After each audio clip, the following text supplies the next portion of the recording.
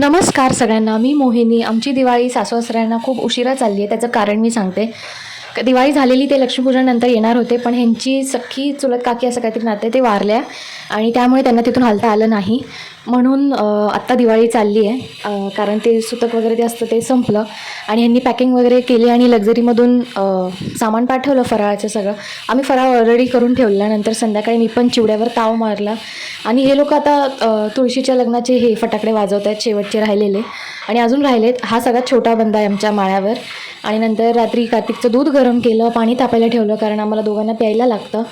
आणि मग घेतलं जरा आवरावरी करायला. लायझॉल शक्तीने माझ्या लादीची साफसफाई केली. ही अजिबात पेड नाही आहे, पण तरी शक्ती लावून मी मॉपिंग केली सगळीकडे आणि छान वाटतं जरा आवरून वगैरे ठेवल्यावर. आणि रात्रीचं मी हे पावडर करून ठेवली आहे. मला जरा PCODचा त्रास चालू झाला आहे म्हणून मेथी, ओवा आणि हे काय म्हणतात त्याला दालचिनी ह्याची पावडर करून ठेवली आहे.